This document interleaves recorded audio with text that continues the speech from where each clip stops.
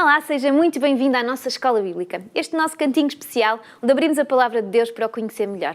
Temos tido a oportunidade de estudar variados temas nas últimas aulas bíblicas. Temos tido a oportunidade de ver o livro de Esdras e o livro de Neemias, poder conhecer estas duas pessoas que tiveram um papel tão especial no plano de Deus. Vamos continuar a estudar sobre estas duas pessoas e hoje temos connosco o pastor António Carvalho para nos dirigir neste estudo. Pastor António Carvalho, obrigada por estar aqui connosco. É um prazer estar aqui convosco também e podermos viver em conjunto esta lição. E nós queremos já viver esta lição, queremos já descobrir aquilo que Deus tem preparado para nós hoje. Por isso vamos começar com o nosso sumário. Pastor António, qual é o sumário de hoje? Ora, muito bem, então vamos lá ver. Deus ajuda-nos a perceber porque é que a oposição existe e como a podemos enfrentar, ou devemos enfrentar. Na última vez que estivemos juntos, na última escola bíblica, já falámos um bocadinho sobre a oposição. Se não teve a oportunidade de ver, convido a ir à página do hopechannel.pt, lá vai poder encontrar, ou então na página do Facebook da Rádio RCS, lá encontrará também outros momentos, outros encontros que tivemos na escola bíblica e hoje vamos continuar a desenvolver este tema e já vimos, vamos falar de algo muito importante que tem a ver a oposição quando Deus nos dá um plano. Mas vamos introduzir com a Bíblia, porque nós gostamos e estamos aqui juntos para falar de Bíblia e por isso não podemos deixar de fazê-lo sem abrir a nossa Bíblia. Hoje vamos abri-la em Josué, no capítulo 1, no versículo 9. E Josué 1, 9 diz: "Não te mandei eu? Esforça-te e tem bom ânimo. Não espasmes nem te espantes, porque o Senhor teu Deus é contigo por onde quer que andares." Esta é uma promessa maravilhosa acerca de um assunto ou destes assuntos, não é? Porque falamos das dificuldades e depois temos uma promessa logo a abrir. Esta lição desta aula bíblica de hoje fala-nos acerca deste assunto importante. Pode-nos esclarecer um bocadinho mais sobre este assunto? Ora, muito bem. O do livro de Esdras e de Neemias falam-nos acerca de como trabalhar para Deus em tempos difíceis. E por isso esta passagem de Josué tem tudo a ver. Deus chama, Deus dá instruções, Deus diz qual é a missão, qual é o objetivo e há que meter mãos à obra. Agora, quando nós o fazemos, nós encontramos oposição, nós encontramos dificuldades. Isso acontece invariavelmente. E neste caso? E neste caso, tanto Esdras como Neemias tiveram que fazer face a grandes dificuldades. A oposição foi constante. Mas vamos ver um bocadinho de história, só para situarmos um bocadinho melhor os acontecimentos e percebermos não apenas o que se passou na altura, mas também ainda algumas coisas que ainda hoje se passam, lá por aquelas terras. Ora, muito bem. Antes destes episódios que nos são relatados nos livros de Esdras e de Neemias, aconteceu que houve um período da história em que o povo hebreu estava dividido em dois países. Numa nação no norte e outra no sul. A do norte, chamada Israel, era, a dado momento, governada por um rei chamado Oseias ben Elá. Oseias ben Elá foi um homem que não foi fiel a Deus. As Escrituras dizem claramente que ele fez o que era mau. E não só ele foi infiel para com Deus, como a própria nação também o foi. Como resultado disso, Deus acabou por decidir castigar o seu povo. E então, quem é que Deus vai usar para castigar o seu povo? Deus vai recorrer ao povo assírio.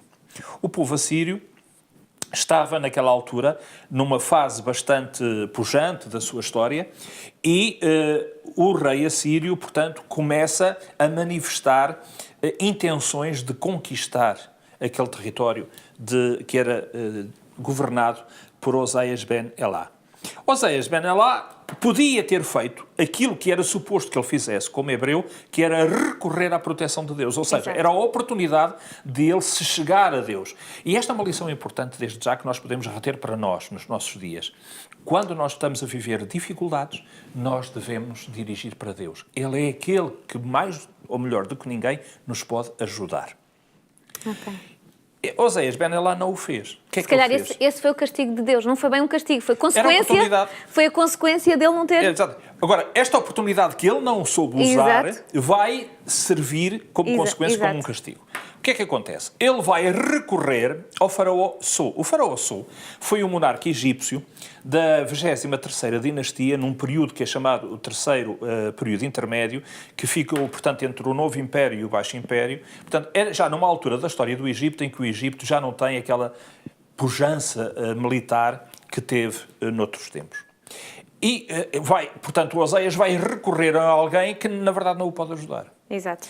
E o resultado foi que isso ainda deu mais força, digamos assim, mais vontade ao rei assírio de conquistar aquele território e de aproveitar e castigá-lo por essa e mostrar que era mais atitude. poderoso que o Egito. Claro, e aumentar o seu território e consolidá-lo com mais veemência. Exato. E foi o que aconteceu. Israel foi conquistado, ele acabou por desaparecer do mapa.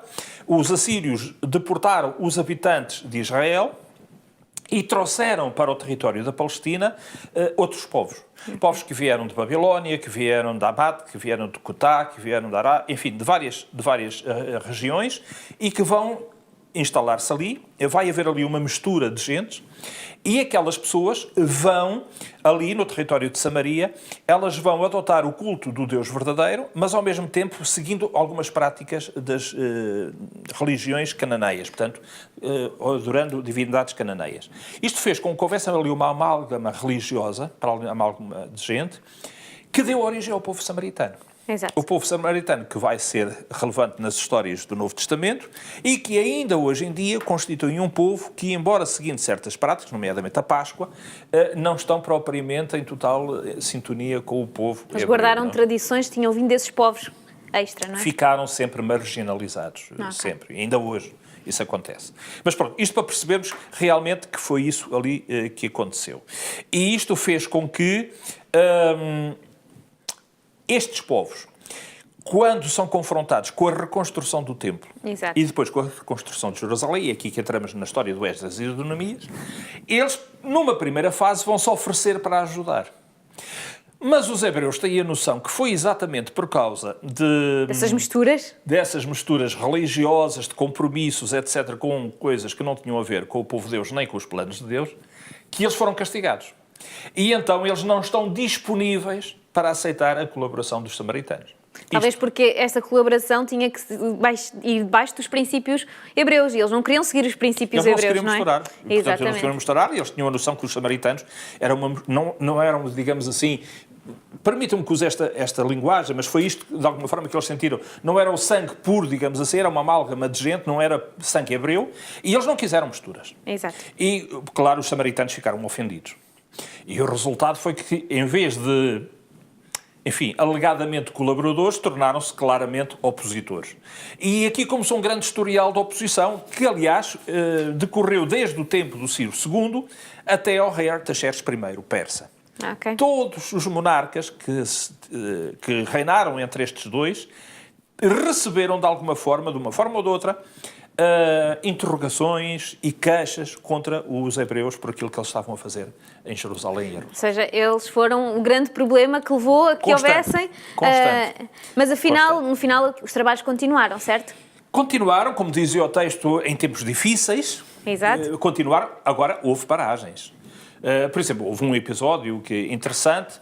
A dado momento há uma inspeção, vem um fiscal persa que passa por ali, presumimos que numa viagem rotineira de inspeção, e chega a Jerusalém e constata que eles estão a construir o templo, e ele pergunta-lhes, bom, mas vocês estão a construir o templo com autorização de quem? Ora, é curioso que eles não tinham nenhum documento escrito com eles que dissesse que aquilo era uma ordem do rei Ciro, que entretanto já tinha desaparecido de cena.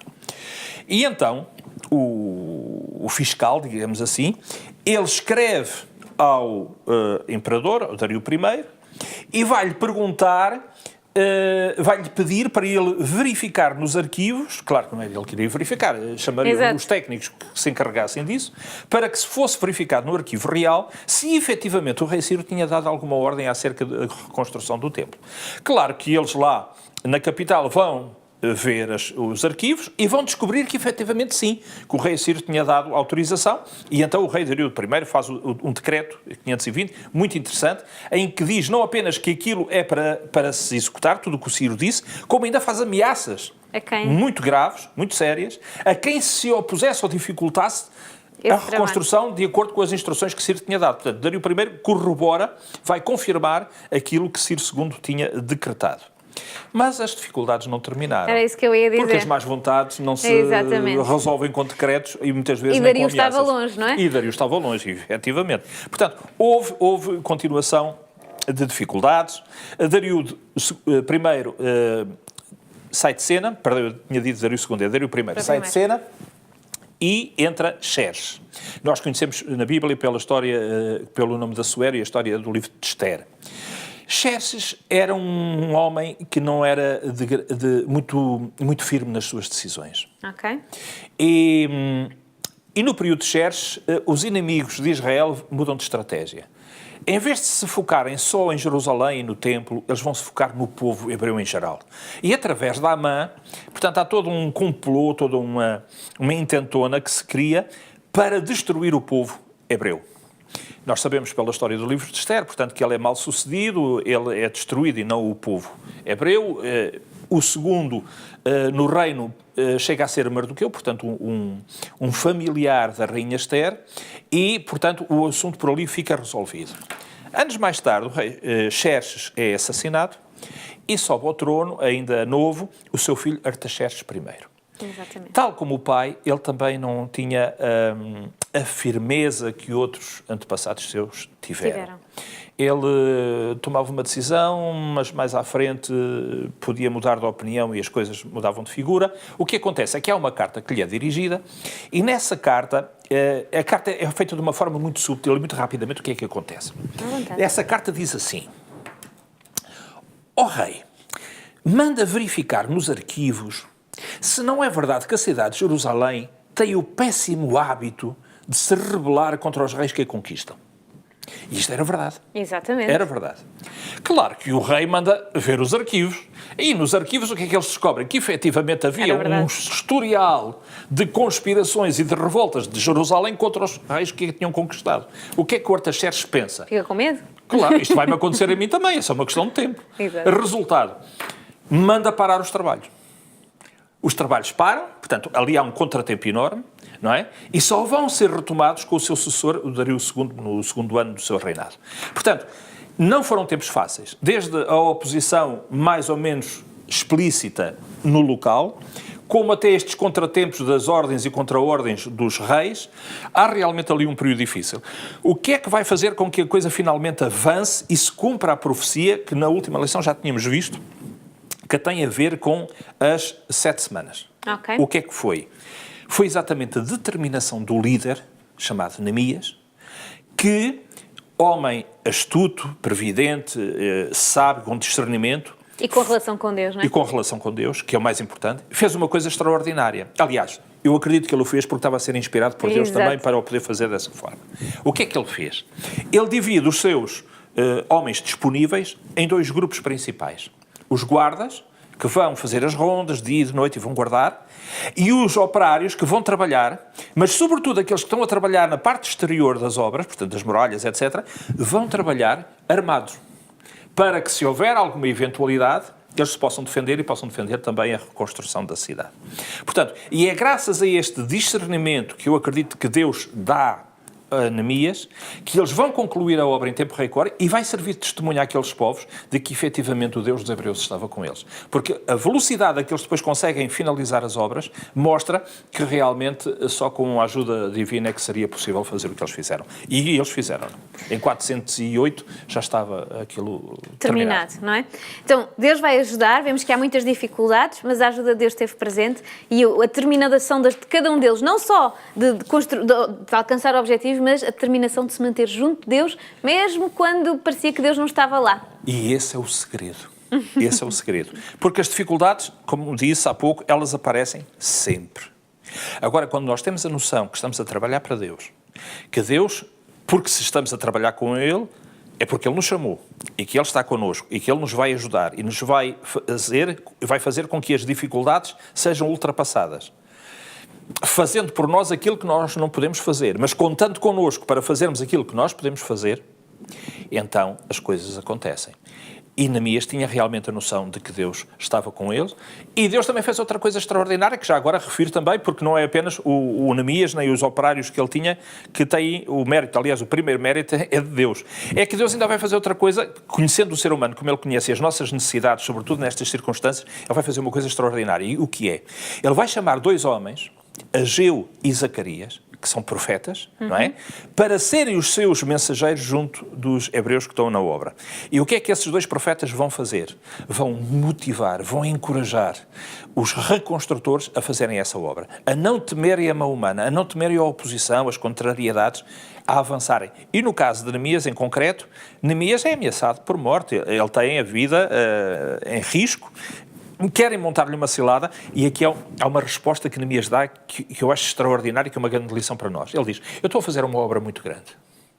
A obra que eu estou a fazer impede-me de ir às reuniões que vocês querem que eu vá. Claro, eles queriam que ele fosse, ainda por cima um território hostil, precisamente para o apanharem à mão e matarem-no, não é? Queriam assassiná-lo. Mas Neemias não caiu na armadilha, porque ele tinha a noção que estava a trabalhar para Deus e a prioridade era Deus. Era fazer o trabalho. Portanto, que Deus mandava. Ele estava a fazer uma obra muito grande, uma obra importante, e não podia deixar a obra para ir lá para reuniões. Portanto, continuou com a obra e graças a isso salvou a vida dele. É verdade. Deus sabe todas as coisas e Ele vai ao comando de todas as coisas. Sem dúvida. Sem dúvida, uma lição que nos trouxe tanto e que nós vamos ter o prazer de agora, assim, depois de entrar em silêncio, pensar nestas coisas todas maravilhosas que Deus faz quando está ao nosso lado e quando nós, acima de tudo, permitimos que Ele esteja ao nosso lado. É verdade. Vamos passar àquilo e depois tirar o sumo disto tudo e dizer, então, como é que eu aprendo fazendo? O que é que eu aprendi disto tudo e o que é que eu posso usar hoje na minha vida? Ora, muito bem. A lição que nós podemos retirar daqui é que, na verdade, Deus é aquele que nos pode ajudar em todas as circunstâncias. Particularmente nos momentos mais desafiantes, momentos mais difíceis, em que às vezes encontramos oposição bem firme àquilo que nós queremos fazer e às vezes até atentando à nossa saúde ou à nossa vida. Se nós confiarmos em Deus, Deus não falha, Deus tomará conta de nós. Às vezes acontece no trabalho, e reportando isto para a nossa realidade atual, às vezes acontece no trabalho que nós somos confrontados com situações que são criadas por colegas que nos querem prejudicar por alguma razão que seja. Nessas circunstâncias, e se alguém que nos está a ver, a acompanhar neste programa, estiver a viver uma situação dessas, eu gostaria de dizer a essa pessoa: confie em Deus. Deus é o único que nos pode ajudar em situações de dificuldade.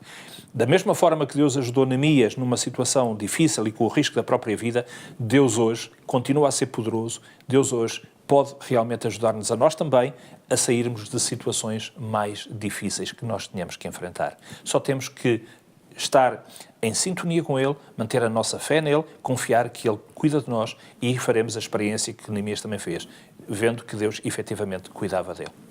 E se o plano de Deus não for que aquele vá à frente, é porque Ele tem um plano muito maior para ir outra coisa muito maior à frente. E esta é a nossa certeza quando estamos com Deus. Sem dúvida nenhuma. É que, independentemente do que aconteça, estamos a permitir que o plano de Deus esteja a acontecer. E esta é a beleza da Bíblia, que nos mostra casos reais, de história real. Isto não são histórias, é história de real, não é? É história mesmo, é são factos históricos. Factos que nos mostram que Deus esteve ao comando. E é Sempre. maravilhoso o convite que Deus nos faz hoje. Deus hoje faz-nos o convite de estar ao comando da vida de cada um de nós. O pastor António Carvalho teve a oportunidade de nos mostrar, através da Bíblia, esta realidade, e é com este convite que nós terminamos a nossa escola bíblica de hoje. Temos muito gosto em passar estes momentos consigo, queremos voltar a repeti-los, queremos voltar a estar juntos para abrir a palavra de Deus e estudar a vontade de Deus para nós. Contamos consigo já no próximo programa, na próxima escola bíblica. Encontramo-nos até lá.